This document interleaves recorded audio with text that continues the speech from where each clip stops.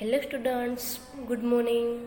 ચાલો આજે આપણે ધોરણ 8 તેનો વિષય મેથ્સ ચેપ્ટર 8 રાશિઓની તુલના વિશેનો અભ્યાસ કરીએ.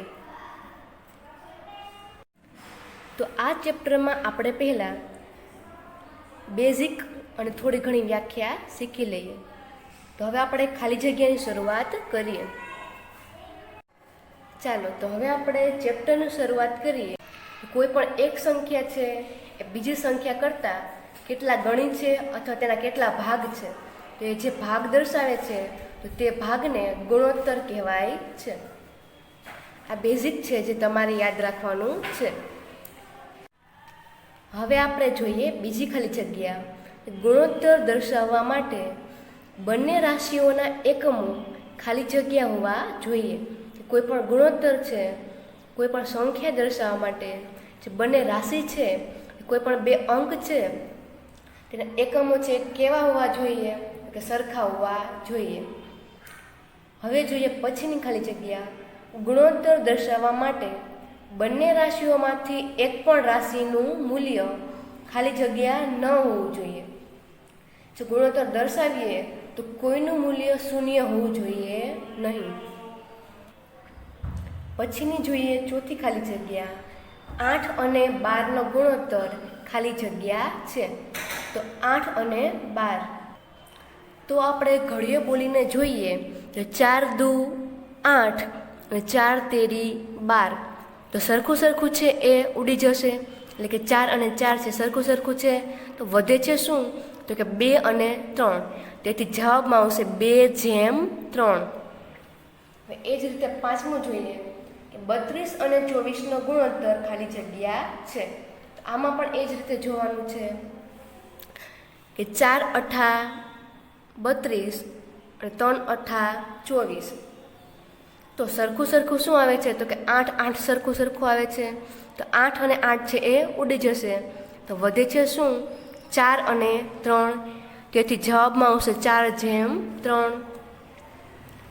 પછી આપણે એ જ રીતે છઠ્ઠું જોઈએ કે 18 રૂપિયા અને 30 રૂપિયાનો ગુણોત્તર ખાલી જગ્યા છે. તો 3 6 18 અને 5 6 30.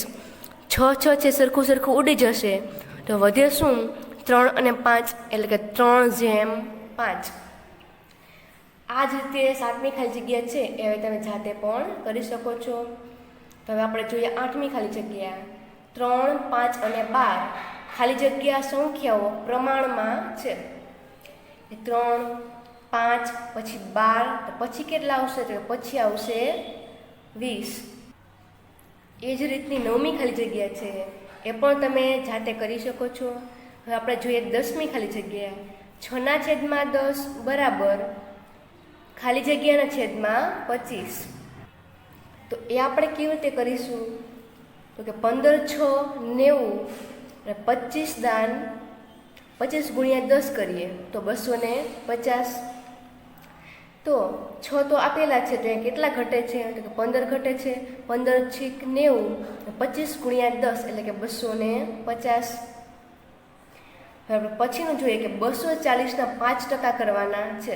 એટલે 240 ગુણ્યા 5, છેદમાં કેટલા આવશે તો કે 100. તો ઉપર નીચે 1 1 0 છે એ ઉડી જશે. 24 5 120, નીચે 10ના 10. તો આમાં પણ ઉપર નીચે 1 1 0 ઉડી જશે. તો વધશે શું 12. તેથી જવાબમાં આવશે 12%. ચલો એ જ રીતનું 12મું છે એ પણ તમે ટકાવારી પ્રમાણે કરી શકો છો. પછીની ખાલી જગ્યા છે દાખલાના આધારે છે. આપણે દાખલા કરીને જોઈએ કે x ના 12% એ 48 છે. તો x બરાબર ખાલી જગ્યા આપણે કરીએ. કોઈ પણ રકમ લઈને પહેલાં કરી શકાય છે. 400 ગુણ્યા 12 બરાબર 12 ચોખ્ખું 48, એટલે ઉપર એવા 4800 અને નીચે 48ના 48. તો સરખા ઉડી જાય છે. તો વચ્ચે શું તો કે તો ઉપર નીચે 48 છે એ સરખા છેદ છે એ ઉડી જાય છે. તો આપણે કેટલા વડે ગુણાકાર કર્યો હતો તો કે 400 વડે.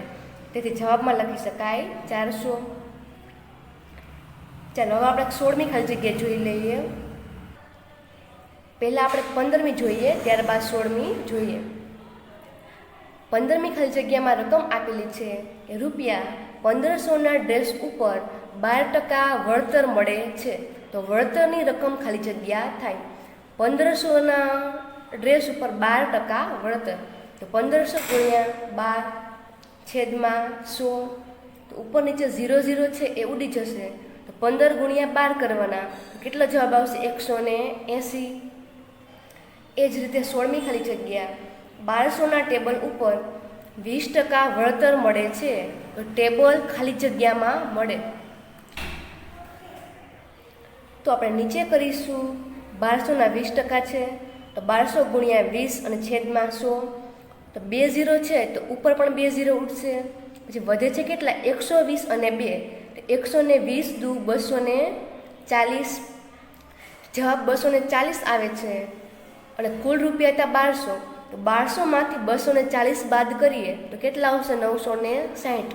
તો જ્યાં ટેબલ છે તો તેને 960માં પડ્યું હશે. ચાલો, તો તમને હવે ખાલી જગ્યા આવડી ગઈ હશે. આ ખાલી જગ્યાના આધારે આપણે આગળના દાખલા શીખીએ. અનિલ પાસે અમુક રકમ હતી અને તેમાંથી તેણે 80% રકમનો ખર્ચ કર્યો. કે અનિલ પાસે અમુક રકમ હતી, કેટલી રકમ હતી એ લખ્યું નથી, અને એ રકમમાંથી તેણે 80% રકમ છે તેનો ખર્ચ કર્યો. જો અનિલ પાસે 1200 રૂપિયા વધ્યા હોય તો તેની પાસે પહેલાં કેટલા રૂપિયા હશે એ આપણે જોવાનું છે.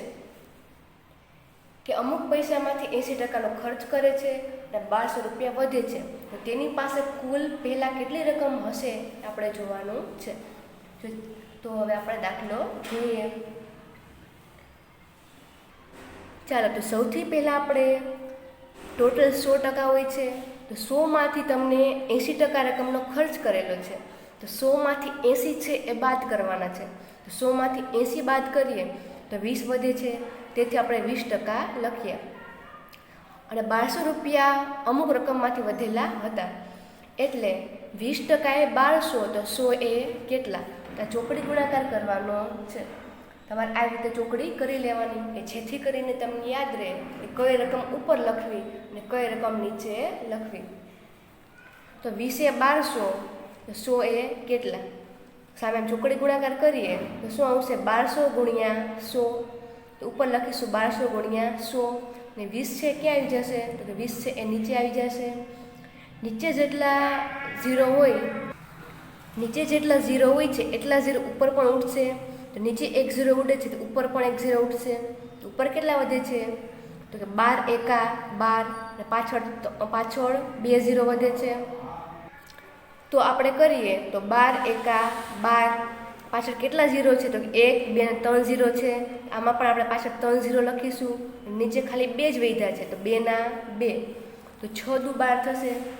6 દુ 12, તો 6 અને પાછળ કેટલા 0 છે? 3 0 છે, એટલે 6000 રૂપિયા થયા. તો કુલ રકમ 100, એટલે કે ટોટલ ટકા 100 હોય છે, અને ખર્ચ હતો 80%. તો આપણે 100માંથી 80 બાદ કરીએ તો 20% જે આપણે આગળ જોયું હતું, એટલે કે 80% રકમનો ખર્ચ કર્યો અને 1200 રૂપિયા વધ્યા હતા, તો તેની પાસે કુલ સૌથી પહેલાં 6000 રૂપિયા હશે. એ 6000 રૂપિયામાંથી 80% ખર્ચ કર્યો તો એને 1200 રૂપિયા વધ્યા. આ રીતે દાખલો છે એ ચોકડી ગુણાકાર કરીને કરી શકાય છે.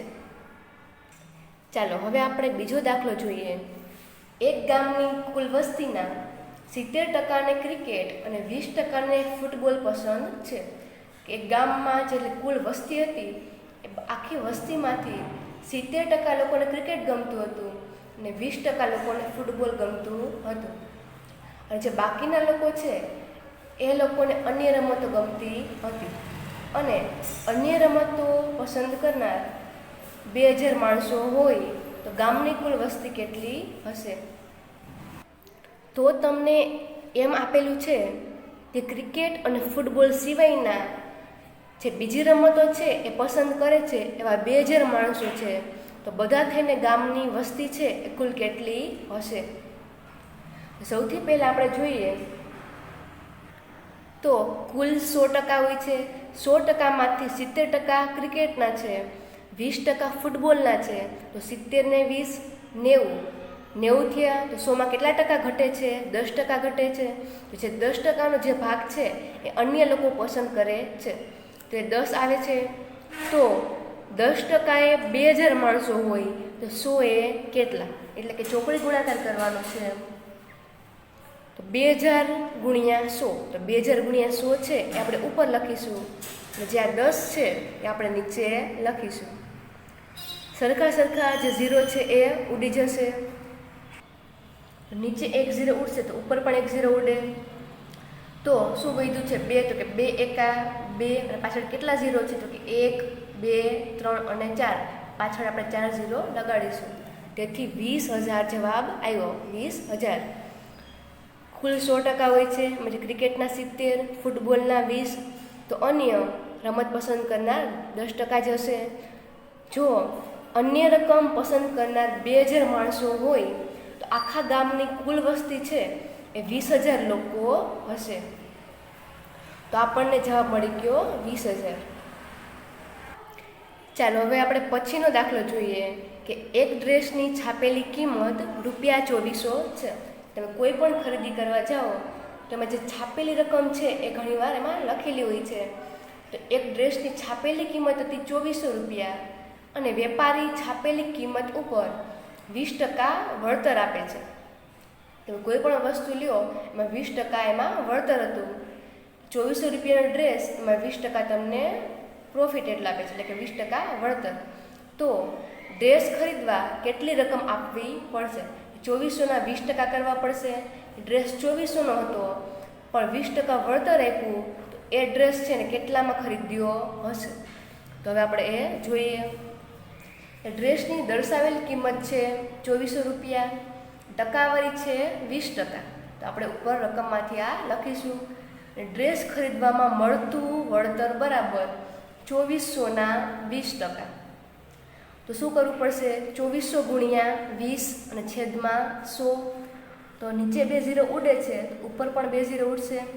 હવે ઉપર શું વધ્યું? 24 દુ 48 અને 0ના 0, એટલે કે 480 જવાબ આવ્યો. તો હવે આપણે શું લખીશું કે ડ્રેસની વેચાણની કિંમત બરાબર છાપેલી કિંમતનું વળતર. તો ડ્રેસ છે ને છાપેલી કિંમત કેટલી હતી? તો કે ₹2400, અને ટકાવારી છે આપણે કઈ રીતે કેટલી થઈ? 480. 2400માંથી 480 છે એ બાદ કરવાના, તો કેટલો જવાબ આવશે? 1920. એટલે 1920 છે એ વળતર બાદ કરીને આપણને રકમ મળે છે. છાપેલી કિંમત ₹2400 હતી, તો હવે એને ડ્રેસ છે એ કેટલામાં મળ્યો? ડ્રેસ છે ને 1920માં પડે છે, કેમ કે 20% છે ઓફર હતી, એટલે કે વળતર હતી. તો હવે જે ડ્રેસની કિંમત છે એ 2400ની જગ્યાએ ₹1920 તેને ચૂકવવા પડશે. ચાલો હવે જોઈએ પછીનો દાખલો. એક કબાટની વેચાણ કિંમત ₹8,100 છે. વેપારીએ છાપેલી કિંમત પર 10% વળતર આપ્યું, તો કબાટની છાપેલી કિંમત કેટલી હોય? કબાટની વેચાણ કિંમત હતી 8,100, એટલે કબાટ છે એ 8,100માં વેચવાનો હતો, અને જે છાપેલી કિંમત હતી એના ઉપર 10% વળતર હતું. તો કબાટની જે છાપેલી કિંમત છે એ કેટલી હશે એ આપણે શોધવાનું છે. હવે આપણે જોઈએ. સૌથી પહેલાં શું લખવું પડશે? તો સૌથી પહેલાં આપણે રકમમાંથી લખીએ. કબાટની વેચાણ કિંમત ₹8,100. વળતરની ટકાવારી હતી 10%, અને કબાટ ખરીદવામાં મળતું વળતર બરાબર 8,100ના 10% કરવાના છે. તો વેચાણ કિંમત છે એટલે કે વેકી આવશે. તેનું ટૂંકમાં નામ છે વેકી, એટલે કે વેચાણ કિંમત. વેચાણ કિંમત બરાબર ટોટલ ટકાવારી છે 100, અને 10% વળતર છે, એટલે કે 100માંથી 10 છે એ માઇનસ કરવાના, એટલે આવશે 90. તો 90ની વેચાણ કિંમત બરાબર 100. 8,100 એ કેટલા? એટલે કે ચોકડી ગુણાકાર. તો 8,100 ગુણ્યા 100 અને છેદમાં 90. તો તો ઉપર નીચે એક એક ઝીરો ઉડશે, તો વધે કેટલા? તો 81 એકા 81 અને પાછળ 3 ઝીરો લગાડવાના, નીચે 9 ના 9, તો 90 81, તો કેટલા વધ્યા? તો કે 9000 રૂપિયા. તો કબાટની કુલ છાપેલી કિંમત 9000 રૂપિયા હશે. બધા દાખલા છે, તો બધા દાખલામાં ચોકડી ગુણાકાર કરીને દાખલો છે તેનો જવાબ આવી જશે. હવે આપણે પછીનો દાખલો જોઈએ કે કનુભાઈનો માસિક પગાર રૂપિયા 15000 હતો અને તે વધીને 18000 થયો. પહેલા તેનો પગાર 15000 હતો અને વધીને 18000 થયો, તો તેમના પગારમાં કેટલા ટકા વધારો થયો? કેટલા ટકા વધારો થયો છે એ આપણે જોવાનું છે. તો મૂળ કિંમત હતી 15000, એટલે કે સૌથી પહેલાં 15000 પગાર હતો અને વધીને કેટલો થઈ ગયો? તો કે 18000. તો એમાં કરાયેલો વધારો કે કેટલો વધારો થયો? તો 18000 માઇનસ 15000, તો બાદ કરીએ તો કેટલા આવે? 3000. તો 3000 રૂપિયાનો વધારો થયો. ટકાવારી કેટલી થઈ એ આપણે જોઈએ. તો આપણે હવે ટકાવારી શોધવા માટે તો સૂત્ર લખીએ, વધારાના ટકા બરાબર વધારો છેદમાં મૂકી, એટલે કે મૂળ કિંમત અને ગુણ્યા 100. તો વધારો કેટલો થયો પગારમાં? તો કે 3000 રૂપિયા. ઉપર લખીશું 3000. મૂળ કિંમત કેટલી હતી? તો સૌથી પહેલાં પગાર 15000 હતો, નીચે લખીશું 15000 અને 100 ના 100. ઉપર નીચે 0 0 ઉડી જશે ને 20 પંચા 100, 5 તેરી 15, તો કેટલા વધ્યા? છેલ્લે 20 વધ્યા. એટલે કે કનુભાઈનો માસિક પગારમાં 20% વધારો થયો, કે 15000માંથી 18000 થયો, એટલે કે 3000 રૂપિયા વધ્યા અને 20% જેટલો વધારો થયો. પછીનો આપણે છઠ્ઠો દાખલો જોઈએ કે ફર્નિચરના વેપારીએ રૂપિયા 23000નું ફર્નિચર મગાવ્યું. કે જે વેપારી હતા એ 23000 રૂપિયાનું ફર્નિચર મગાવે છે અને તેમાંથી 2000 રૂપિયા છે એ વાહન ખર્ચ થયો. તો વેપારીએ આ ફર્નિચર 4% નફાથી વેચ્યું તો તેને કેટલી રકમ મળી હોય? 23000નું ફર્નિચર હતું પણ 2000 રૂપિયા તો તેના વાહન ખર્ચમાં વયા ગયા. તો એને 4%થી ફર્નિચર વેચવું હશે, તો એને 23000 ઉપર ભાવ લીધો હોય, તો આ ફર્નિચર છે એ કેટલામાં વેચ્યું હશે એ આપણે જોઈએ. કે વસ્તુની ખરીદ કિંમત કેટલી છે? તો કે એને ફર્નિચર 23000માં ખરીદ્યું અને વાહન ખર્ચ છે એ 2000 રૂપિયા થયો. તો આપણે સૂત્ર મૂકીશું, વસ્તુની પડતર કિંમત બરાબર ખરીદ કિંમત પ્લસ વાહન ખર્ચ. કે કેટલામાં ખરીદ્યું અને વાહન ખર્ચ કેટલો થયો? તો આ બંનેનો સરવાળો એ 23000 પ્લસ 2000. તો 23માં 2 નાખી તો 25, એટલે કે 25000 રૂપિયા વસ્તુની પડતર કિંમત થાય છે. તો આપણે વેચાણ કિંમતનું સૂત્ર મૂકીને કરીએ. એ પહેલાં આપણે 4% જે નફો હતો એનું આપણે કરી લઈએ. 4% નફાથી ફર્નિચર છે એ વેચ્યું, તો નફો બરાબર પડતર કિંમત ગુણ્યા નફાના ટકા. તો પડતર કિંમત હતી આપણે કેટલી મેળવી ઉપર? તો કે 25000 ગુણ્યા 4% નફો હતો, એટલે 4/100. ઉપર નીચે સરખા 0 છે એ બંને ઉડી જશે. 25 ચોકું 100, 1 0 છે એ પાછળ લાગી જશે, તેથી 1000 રૂપિયા થયા. તો હવે આપણે વેચાણ કિંમતનું સૂત્ર મૂકીએ. વેચાણ કિંમત બરાબર પડતર કિંમત પ્લસ નફો. તો પડતર કિંમત હતી 25000 રૂપિયા, નફો કેટલો થયો? 1000 રૂપિયા. તો 25000 ને 1000 તો કે 26000. તો ફર્નિચર છે એ તેને 26000 રૂપિયામાં વેચ્યું હશે, તો તેને 3000 રૂપિયાનો ફાયદો થયો. એટલે કે 23000માં લીધું હતું અને 26000માં વેચ્યું, એટલે તેને નફો થયો. ચાલો હવે આપણે 7મો દાખલો જોઈએ. ટીવીની વેચાણ કિંમત રૂપિયા 32000 છે. ટીવી છે એને વેચવું હોય તો 32000માં વેચવાનું હતું અને તેના ઉપર 8% GST આપવું પડે છે. તો ટીવી ખરીદવા કેટલી રકમ આપવી પડશે?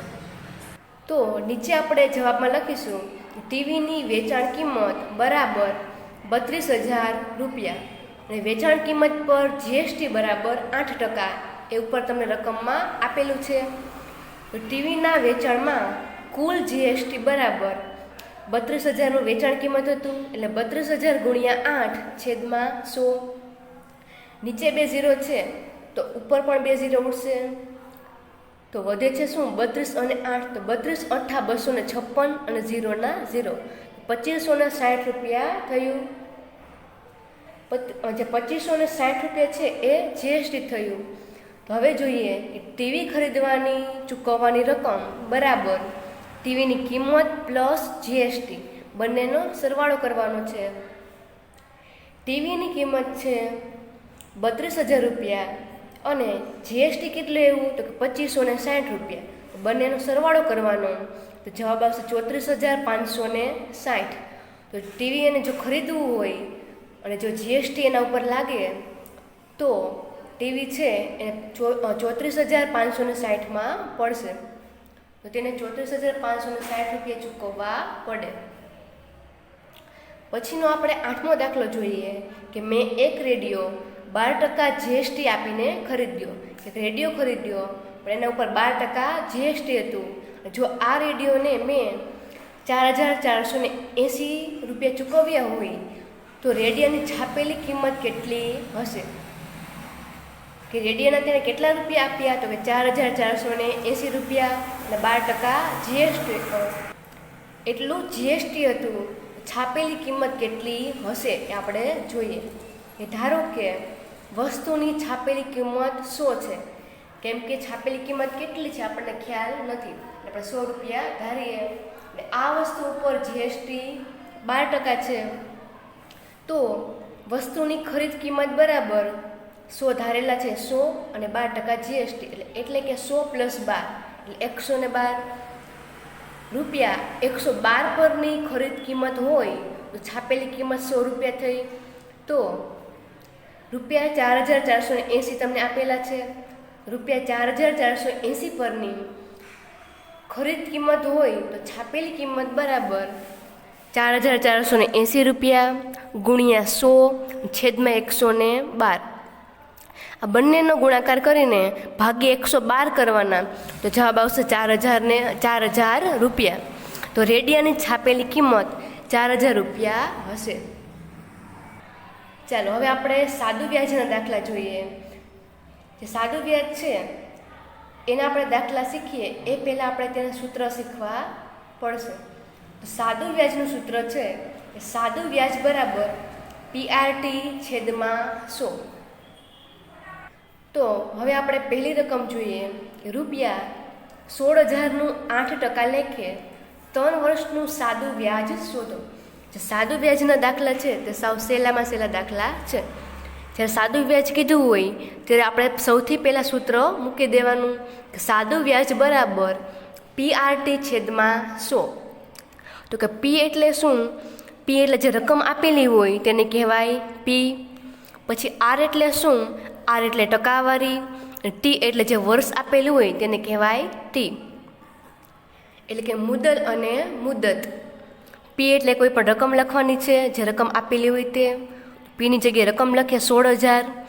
R એટલે ટકાવારી એટલે કે 8 અને T એટલે કે વર્ષ એટલે કે 3 અને 100 ના 100. ઉપર નીચે 2 0 છે તે ઉડી જશે. 8 તેરી 24 એટલે કે 160 ગુણ્યા 24 કરવાના, જવાબ આવશે 3,840. તો આપણને સાદું વ્યાજ મળશે 3,840 રૂપિયા. એ જ રીતે આપણે બીજો દાખલો જોઈએ.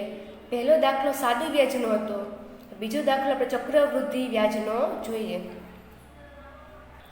બીજા દાખલાની રકમ જોઈએ કે રૂપિયા 16,000નું 5% લેખે 2 વર્ષનું ચક્રવૃદ્ધિ વ્યાજ શોધો. બીજા દાખલામાં જોઈએ આપણે કે રૂપિયા 16,000નું 5% લેખે 2 વર્ષનું ચક્રવૃદ્ધિ વ્યાજ શોધો. તો જેવી રીતે સાદું વ્યાજનું સૂત્ર હતું એ જ રીતે ચક્રવૃદ્ધિ વ્યાજનું પણ સૂત્ર જોઈએ કે A બરાબર P કૌંસમાં 1+R/100 અને ઉપર N. આ ચક્રવૃદ્ધિ વ્યાજનું સૂત્ર છે. જો આપણે સૂત્ર લખીએ તો તેના પરથી દાખલો કરી શકાય. એટલા માટે તમારે સૂત્ર છે એ પાકા કરવા પડશે. કે પી બરાબર કોઈ પણ રકમ એટલે કે પી બરાબર 16,000, આર એટલે ટકાવારી એટલે કે 5 અને ટી એટલે કે વર્ષ એટલે કે 2 વર્ષ. પછી આપણે સૂત્ર મૂકીએ બરાબર, પછી પીની જગ્યાએ ઉપરથી જે રકમ છે એ લેતું જવાનું.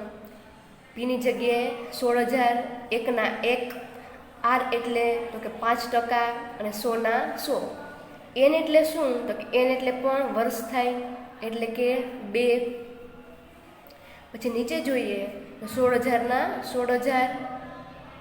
પછી તો હવે આપણે જોઈએ કે 100 છે એ કેવી રીતે આવે છે, તો કે ઉપર નીચે છે તો ક્રોસમાં ગુણાકાર એટલે કે 100 એકા 100, 5નો સ્ક્વેર તો 5નો સ્ક્વેર છે એમ રાખીશું 100 ના 100.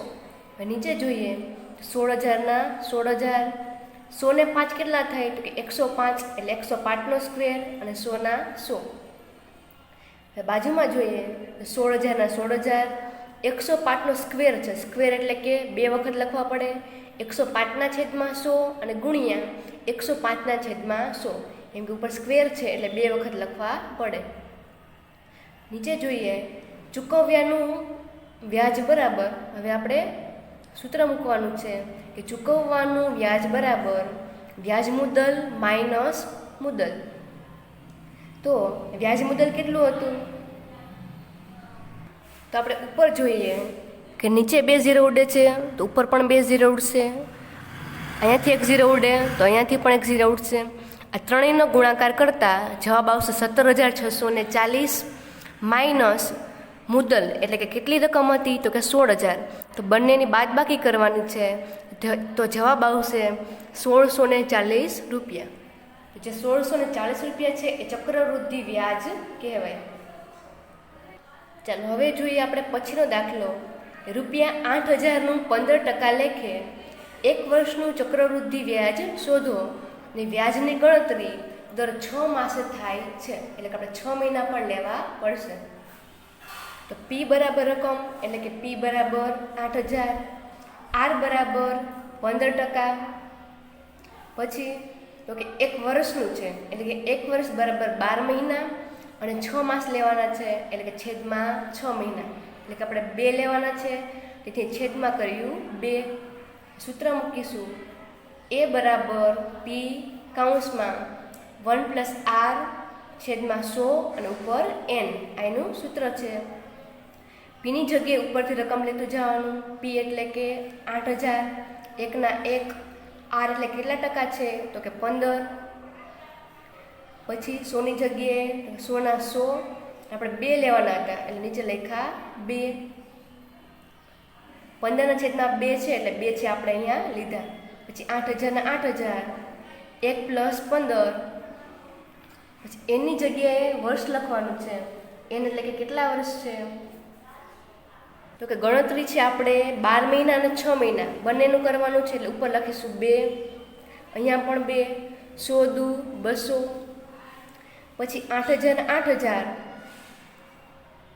અને પછી આ બંનેનો ગુણાકાર એટલે કે 200 એકા 200 થશે અને 200માં 15 નાખવાના એટલે કે 200 ને 15 અને છેદમાં 200 ના 200.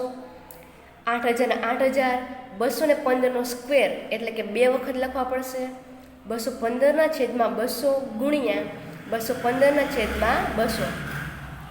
જ્યારે સ્ક્વેર કીધો હોય એટલે કે 2 વખત લખવું પડે. 0 0 છે એ ઉપર નીચે ઉડી જશે. પછી આનો ગુણાકાર કરતાં જવાબ આવશે 215 ગુણ્યા 43.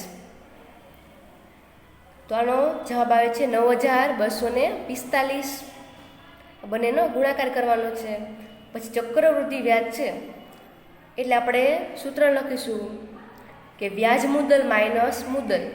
તો આ કેટલું મળ્યું તો કે 9,245 માઇનસ જે મુદ્દલ હતી એટલે કે 8,000 રૂપિયા. તો આ બંનેની બાદબાકી કરવાની, તેથી ચક્રવૃદ્ધિ વ્યાજ છે એ દર 6 માસે 1,245 રૂપિયા મળે છે. ચાલો હવે આપણે પછીનો દાખલો જોઈએ કે ₹4,000ના 10% લેખે 2 વર્ષના સાદા વ્યાજ અને ચક્રવૃદ્ધિ વ્યાજનો તફાવત શોધો. તફાવત શોધવાનું છે. જ્યારે તફાવત આવે ત્યારે બાદબાકી કરવાની હોય છે. તો સાદું વ્યાજ અને ચક્રવૃદ્ધિ વ્યાજ. તો સૌથી પહેલાં આપણે સાદું વ્યાજ શોધી લઈએ. તો સાદું વ્યાજનું સૂત્ર મૂકીએ I બરાબર PRN છેદમાં 100. તો પીની જગ્યાએ રકમ એટલે કે 4000, આર એટલે ટકાવારી એટલે કે 10 અને એન એટલે કે 2 વર્ષ અને 100 ના 100. નીચે 2 0 ઉડે છે તો ઉપર પણ 2 0 ઉડશે. પછી તો કે 400 વધ્યા છે 400 ગુણ્યા 2 4 દુ 8 એટલે કેટલા એવા 800. 400 દુ 800.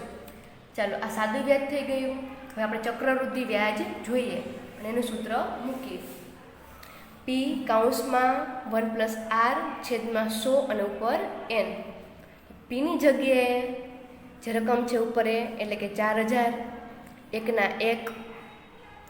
આરની જગ્યાએ તો કે 10, નીચે 100 ના 100. એન એટલે શું તો કે 2 વર્ષ લેવાના છે એટલે ઉપર કરીશું 2. પછી 4000 ના 4000, 100 એકા 100 અને 100 માં 10 નાખવાના એટલે કે 110 છેદમાં 100 ના 100 અને ઉપર સ્ક્વેર. ફરીથી નીચેનું સ્ટેપ જોઈએ તો 4000 ના 4000 ગુણ્યા અને ગુણાકાર કરતાં 110 જવાબ આવે છે. ઉપર સ્ક્વેર છે એટલે કે 2 વખત લખવા પડશે. 110 ના છેદમાં 100 ગુણ્યા 110 ના છેદમાં 100. 0 0 સરખી રકમ છે એ આપણે ઉડાડી દઈશું. 5 દુ 10, 11 દુ 22 અને 2 2 4. તે જવાબ આવે છે 44 ગુણ્યા 110 કરવાના છે તો 4840 રૂપિયા. હવે આપણે ચક્રવૃદ્ધિ વ્યાજનું સૂત્ર મૂકીએ. એ ચક્રવૃદ્ધિ માઇનસ સાદું વ્યાજ 4840 રૂપિયા માઇનસ જે મેન રકમ છે એટલે કે 4000. 4840 માંથી 4000 બાદ કરીએ તો 840 વધે છે. પછી સૂત્ર મૂકતા 840 અને 800. 840 છે આ ઉપરનો જવાબ અને 800 છે એ સાદું વ્યાજનો જવાબ. એટલે બંનેની બાદ બાકી કરવાની. તો બંનેનો તફાવત કેટલો મળે છે તો બંનેનો તફાવત 40 રૂપિયા મળે છે. સૂત્રના આધારે બધા દાખલા છે એ કરી શકાય છે. તમારે 2 જ સૂત્ર યાદ રાખવાના છે. એક સાદું વ્યાજનું સૂત્ર અને બીજું ચક્રવૃદ્ધિ વ્યાજનું સૂત્ર. એ સૂત્રના આધારે આખો દાખલો છે એ કરી શકાય છે. ચાલો હવે આપણે 5મો અને છેલ્લો દાખલો જોઈ લઈએ કે ₹8000 એક સરાફી પેઢીમાં ચક્રવૃદ્ધિ વ્યાજે 5% દરે મૂક્યા. કે એક પેઢીમાં ₹8000 હતા એ 5% દરે એ મૂકે છે અને 2 વર્ષને અંતે વ્યાજ સહિત તેને કેટલી રકમ મળશે અને 3 વર્ષના અંતે વ્યાજ સહિત કેટલી રકમ મળશે. કે 2 વર્ષે કેટલી મળે છે અને 3 વર્ષે કેટલી મળે છે આપણે બંનેનું કરવાનું છે. તો પી બરાબર કેટલી રકમ છે તો કે 8000.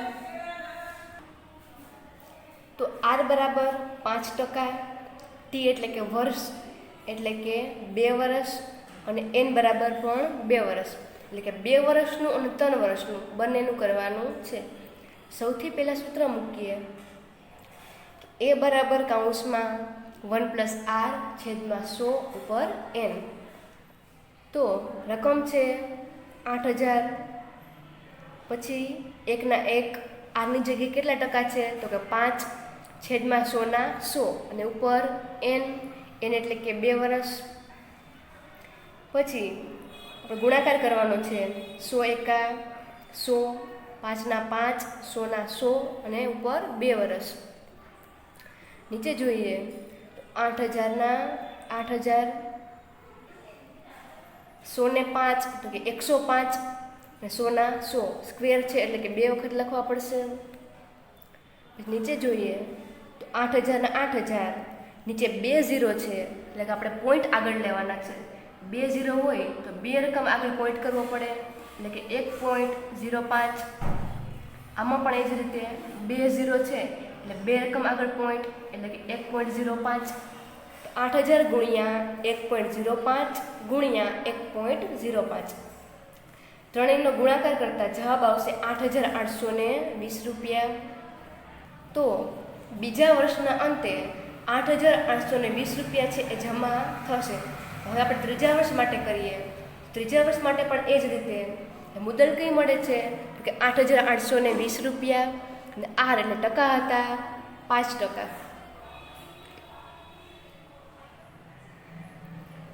તો હવે આપણે પહેલાં સાદું વ્યાજ કરી લઈએ કે PRT છેદમાં 100, 8,820 રૂપિયા હતા તો એટલે 8,820, આર એટલે કે 5% અને ટી હવે આપણે એક જ વર્ષનું કરવાનું છે એટલે 1 0 0 ઉડી ગયા, 5 દુ 10, 882 ભાગ્યા 2 તો જવાબ આવશે 441. તો ત્રીજા વર્ષના અંતે 441 રૂપિયા રકમ મળે છે. હવે બંનેનો પ્લસ કરવાનો છે, 8,820 પ્લસ 441 તો જવાબ આવે છે 9,261 રૂપિયા. તો બીજા વર્ષના અંતે 8,820 રૂપિયા છે એટલા મળશે, અને ત્રીજા વર્ષના અંતે વ્યાજ સહિત 9,261 રૂપિયા મળે છે. તો જે ચેપ્ટર છે રાશિઓની તુલના એ સૂત્રના આધારે જ આખું ચેપ્ટર છે.